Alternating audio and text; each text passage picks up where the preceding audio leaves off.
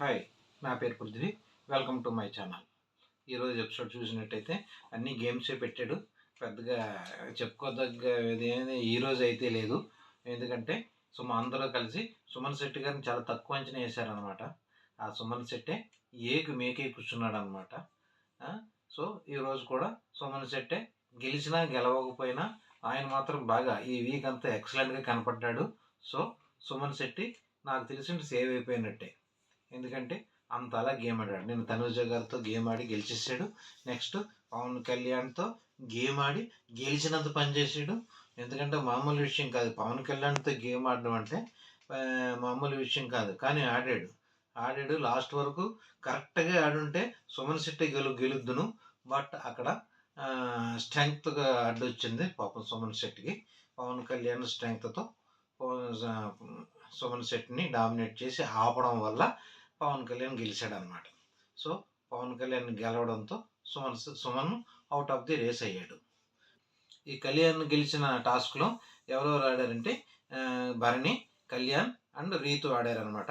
ఈ ముగ్గురు ఆడిన దాంట్లో ఆ ముగ్గురు కలిసి పెయింటింగ్ గేమ్ అనమాట. అది ఏ పెయింటింగ్ ఎక్కువ కనపడుతుంది అన్నది పాయింట్ మీద ఆడారు.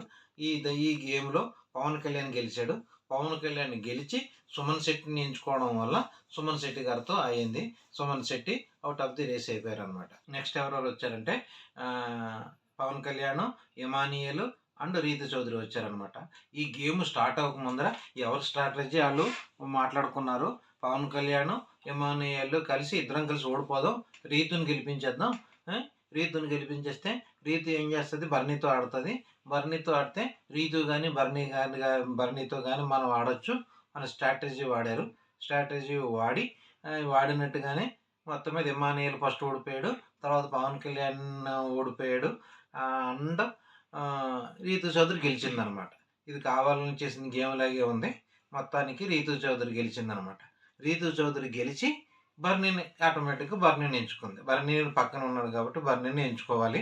ఎందుకంటే అలా ముగ్గురులోనూ బర్నీని వీక్ కాబట్టి బర్నీని ఎంచుకుంది. బర్నీని ఎంచుకుని వాళ్ళిద్దరికీ మళ్ళీ టాస్క్ పెట్టాడు. సర్కిల్స్, స్క్వేర్స్ ఇవన్నీ అనమాట. ట్రయాంగిల్స్ ఇవన్నీ స్క్వేర్ పెడితే దాంట్లో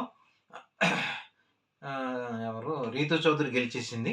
రీతు చౌదరి గెలిచి భరణి గారిని అవుట్ ఆఫ్ ది రేస్ చేసింది అనమాట. కాకపోతే ఈరోజు చూపించినంత వరకు కూడా రీతు చౌదరి గెలిచినట్టుగానే ఉంది. నెక్స్ట్ ఏంటంటే అది ట్రయాంగిల్ కాదని ఆర్గ్యుమెంట్ మొదలెట్టారు. ఫస్ట్ తనుజ స్టార్ట్ చేసింది, తర్వాత భరణి గారు స్టార్ట్ చేశారు. సో అది ట్రయాంగిల్ కాదని మొత్తం మీద argument అయినట్టున్నాయి.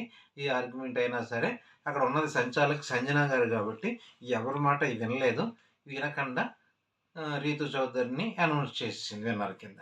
So Bharani garu out of the race అయ్యారనమాట.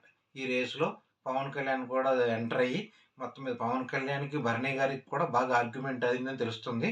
ఎందుకంటే నేను ఆడిన ప్రతి టాస్క్లోనూ ఎవరో ఒకళ్ళు వంక పెట్టి నన్ను పక్కకు తోసేస్తున్నారు, నాకు అన్యాయమే జరుగుతుంది అని భరణి గారు చెప్పి చాలా ఎమోషనల్ అయ్యారనమాట. ఎప్పుడు కూడా ఆయన ఎమోషనల్ అవ్వడం మొత్తం మీద ఇది మరి టికెట్ టు ఫినాలే కాబట్టి ఉంటుంది భయం. ఎందుకంటే భరణి గారికి రీతు చౌదరికి ఇద్దరికీ అవసరం లేనిది ఎవరికి అంటే ఇమానియల్కి అవసరం లేదు, పవన్ కళ్యాణ్కి అవసరం లేదు. అలా ఇన్ని గెలిచినా గెలవకపోయినా వాళ్ళకి ఒరిగేది ఏమీ లేదు.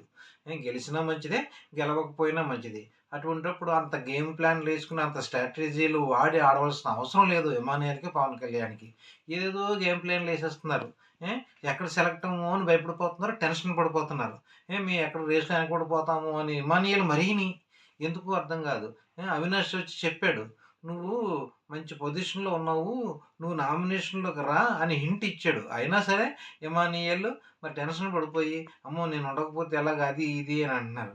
ఇమానియల్కి అవసరం లేదు, పవన్ కళ్యాణ్కి అవసరం లేదు. వాళ్ళిద్దరికీ తనూజ గారు ఎలాగ లేరు అవుట్ ఆఫ్ ది రేస్ కాబట్టి వాళ్ళిద్దరికీ తప్పించి కణవ వాళ్ళందరికీ అవసరమే. రీతు చౌదరికి చాలా అవసరం, భరణి గారికి కూడా అవసరమే. ఓటింగ్ విషయానికి వస్తే యాజ్ యూజువల్గా పవన్ కళ్యాణ్ రేస్లోనే ఉన్నాడు, తనూజ సెకండ్ పొజిషన్లో ఉంది, ఇమానియల్ థర్డ్ పొజిషన్లోకి ఉన్నాడు. మొత్తం మీద ముగ్గురు మామూలుగానే ఉన్నారు. నెక్స్ట్ సంజన గారు వచ్చారు పైకి. ఎందుకంటే ఆ రోజు నిలబడి నాగార్జున గారితో పోరాడి ఓడిపోయింది కాబట్టి ఆర్గ్యుమెంట్ చేసి సో తను కూడా బాగా ఫోకస్ అయింది. ఇప్పుడు మరి లాస్ట్ మూమెంట్లో రీతు అండ్ భరణి అండ్ సుమన్ శెట్టి గారు డేంజర్ జోన్లో ఉన్నారు. ఇప్పుడు టికెట్ ఫినాల్లో ఎవరు గెలుస్తారు అన్న దాని మీద ఎలిమినేషన్ ఆధారపడి ఉందన్నమాట. పొరపాటున రీతు చౌదరి గారిని టికెట్ ఫినాల్లో గెలిస్తే సుమన్ శెట్టి గారిని కానీ భరణి గారు కానీ వెళ్ళిపోతారు. అది ఈరోజు మొత్తం అంతా టికెట్ ఫినాలే దాని మీదే ఉంది. సో దాన్ని బట్టి ఎలిమినేషన్ కన్ఫర్మ్ అవుద్ది అనమాట. ఇప్పుడు వరకు డౌట్గానే ఉంది. ఎందుకంటే సుమన్ శెట్టి గారు కూడా బాగా ఆడారు గేమ్లో. గెలిచారా గెలలేదని కాదు అక్కడ. ఎక్సలెంట్ ఎఫెక్ట్ పెట్టాడు ఆయన. ఆయన్ని మించిన ఎఫెక్ట్ పెట్టాడు. సో అందుకోసం ఆయన కూడా మంచి పొజిషన్లో ఉన్నారు. ఇప్పుడు టికెట్ ఫినాలేలో రీతు చౌదరి గారిని ఓడిపోతే మ్యాక్సిమం రీతు చౌదరి ఓడిపోవచ్చేమో, ఎలిమినేషన్ అవ్వచ్చేమో.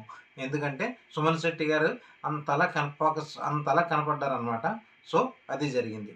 మీకు నచ్చినట్లయితే లైక్ చేయండి, షేర్ చేయండి, సబ్స్క్రైబ్ చేసుకోండి. Thank you.